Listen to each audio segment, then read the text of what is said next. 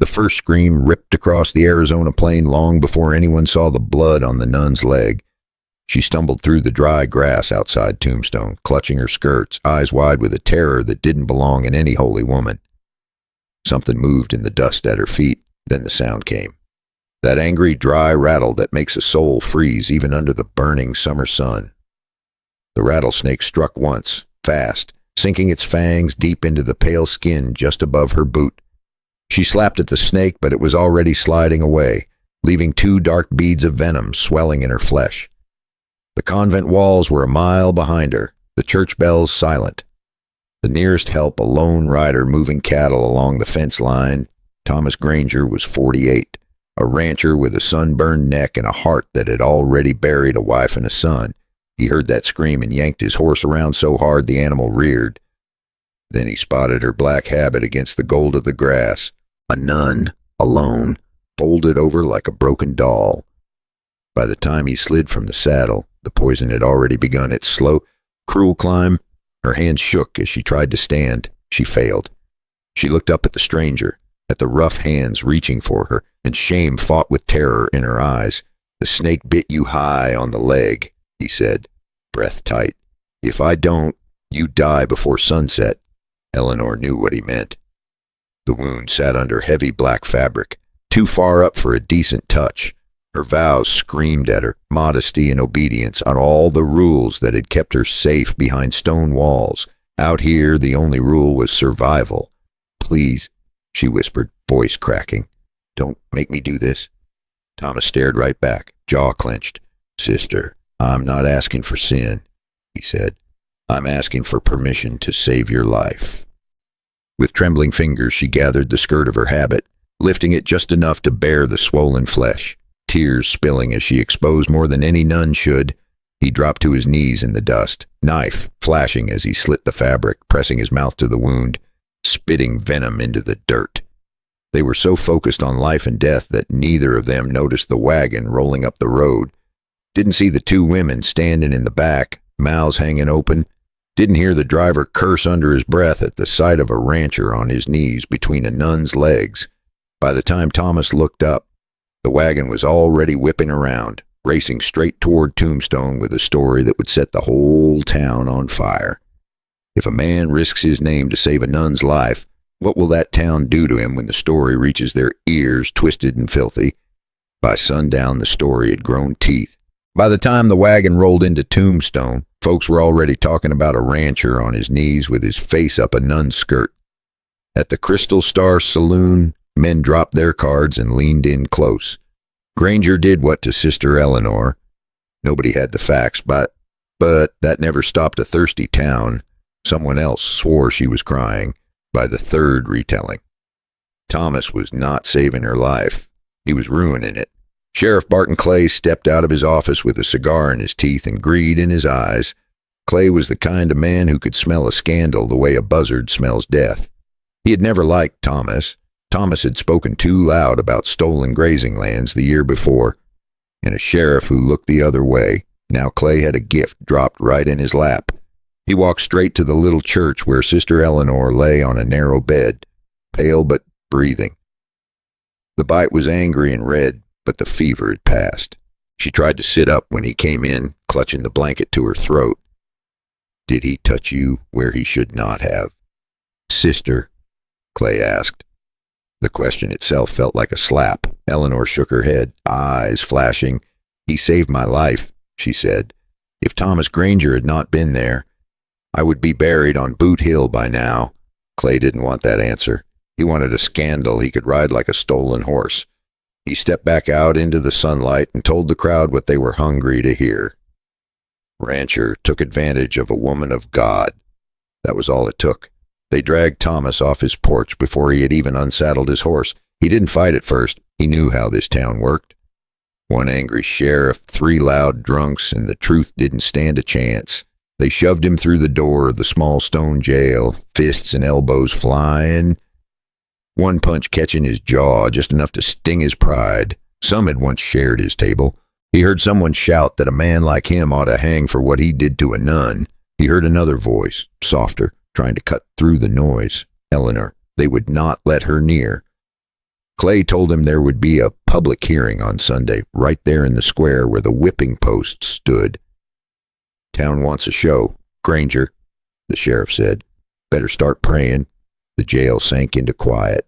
Thomas sat on the hard bunk, jaw throbbing, wondering how a few seconds of mercy could wreck a whole life. Late that night, the jail stayed quiet, but the church didn't. Father Michael woke to frantic knocking at the rectory door. When he opened it, Sister Eleanor stood there in the moonlight, hair damp with sweat, hands clenched in prayer. "Father, if you don't open that cell for an innocent man," she said, voice shaking, "I will kneel here on this step until the sun comes up." The old priest knew Sheriff Clay, knew his temper, knew his shortcuts with the truth. He closed his eyes for a long moment, then reached for the ring of keys hanging inside his study. A little while later, in the stone jailhouse, Thomas lifted his head at the sound of a lock turning, slow and careful, in the dark. If that door opened, would Thomas Granger walk out and let a nun and an old priest turn him into an outlaw? The key turned slow, like the hand using it was arguing with itself. The cell door creaked and Thomas saw Father Michael first, his shoulders bowed under a worn black coat. Candle shaking in his hand. Behind him, half hidden in the shadows, stood Sister Eleanor. Eyes wide, cheeks still pale from fever. "You have one chance to walk out of here, son," the priest said quietly. "I'm too old to stand against Sheriff Clay in the daylight, but I won't leave an innocent man in a cage at night." Eleanor stepped forward, her voice barely more than a breath. "Stand up," she whispered. "You can't stay here. They will hang you by Sunday." Thomas pushed himself to his feet, joints stiff, looking from the priest to the nun. "You sure you both want to carry this with me?" he asked. Father Michael sighed. "Some sins are keeping quiet," he said. "I would rather answer to God than to Sheriff Clay." He stepped out past the priest and the nun, into the cool desert night. Eleanor walked ahead, moving fast for someone still weak, one hand pressed against the church bandage on her leg. Thomas followed close, ready to catch her if she stumbled. They slipped behind the livery stable where 2 horses waited, not his horses, too clean, too well fed. These belonged to the church. Thomas reached into the small leather bag tied to his saddle and pulled out a dark glass bottle. "Laudanum," he said. "It won't heal you, but it will take the edge off the pain for a while." Eleanor hesitated only a second, then tipped the bitter liquid past her lips, coughing as it burned its way down. "They'll notice these are gone," he whispered. "Not before Sunday," she said. "By then you'll be far from Tombstone." But Thomas shook his head. "I'm not running, not without clearing my name." She looked up at him, breath shaking in the cool night air. "Then we need proof," she said. "There is a Navajo boy on the far ridge. He herds goats up there, yet he saw everything. He saw the snake bite me. He saw you save me. Then find him and bring him back before the hearing." They mounted the horses and rode out of town, hooves soft in the sand, the church bells behind them chiming midnight. Eleanor held tight to the saddle horn, her habit whipping in the wind, every breath sounding like it cost her something. Thomas kept glancing over, worried she might fall, worried the fever might flare again. After a few miles, she finally spoke. "Thomas, if Clay's men find us first, they'll shoot you before they ask questions." He gave a dry smile. "Ma'am, I've been shot at before, but never while riding with a nun." She actually laughed, a tired little sound that made the night feel warmer. They rode on toward the ridge, toward the boy, toward the only chance he had to stay a free man. But out there in the dark, a rustle in the brush made Thomas slow his horse. Someone was following. And it was not a friend. "If you're still here listening, take a sip of your tea and tell me, what time is it where you are and where are you listening from? And if you want the next part of this story, hit subscribe so you don't miss what comes next." They were still a few miles from the ridge when Thomas pulled his horse short. The sound in the brush came again, soft but steady, like someone trying too hard to stay quiet. Eleanor leaned in close, voice trembling. "Is it Clay's men?" Thomas didn't answer right away. He just listened. Then a small figure stepped out from behind a mesquite tree, a skinny boy with long black hair and a nervous stare. It was the kid Eleanor had spoken of, a Navajo boy from the hills above town. His name was Jonah, about 10 or maybe 11, barefoot and quick on his feet, smelling of smoke and sheep. Behind him, a small knot of goats shifted nervously on the slope. He pointed at her leg. "Snake bit you. I saw it," he said. His voice was small, but the truth in it was steady. Eleanor smiled with relief. Thomas felt the weight on his chest ease just a little. They had a witness, a kid who had nothing to gain by lying. But before Thomas could say a word, Jonah grabbed his arm. "They're coming," he whispered. "3 riders. Sheriff sent them." And just like that, the chase was on again. Thomas swung Jonah up onto his horse without a second thought. "Hold on tight, kid." The small weight pressed against his back for a moment, and his chest tightened. For just a heartbeat, it felt like his own boy again, the one he had buried on a hot, windless day years before. He grabbed Eleanor's reins and shouted for her to ride. They sped over the ridge, dust kicking behind them, the sun dropping fast, painting the desert gold. Behind them, the riders closed in, their shouts echoing across the rocks. At one point, Eleanor stumbled in the saddle, her wound pulling hard. Thomas reached out, steadying her with one hand. "You stay with me," he said. "I'm not losing you tonight." Thomas pulled them behind the low wall. The riders thundered past, fooled by the dark. Only the sound of horses breathing and Eleanor trying to catch her breath.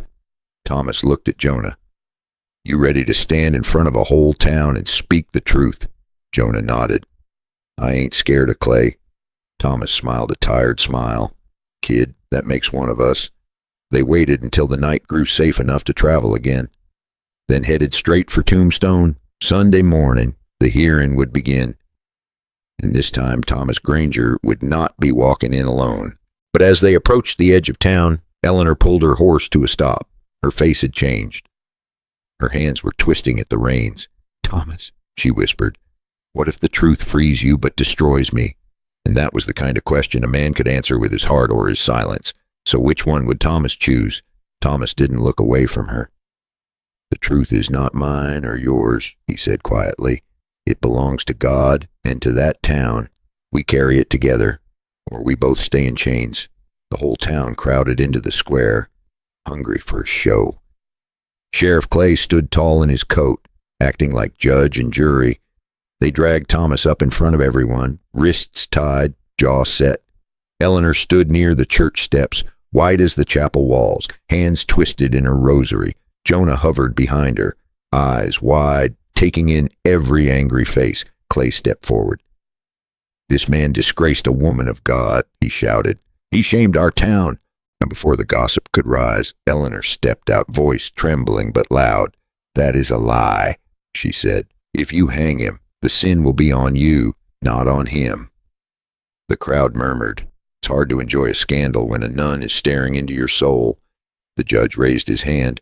"We will hear witnesses." Jonah walked up, small but steady. He told them about the rattlesnake, about the bite, about the blood and the panic. He told them how Thomas cut the cloth and sucked the poison, how there had been no laughing, no pleasure, only fear.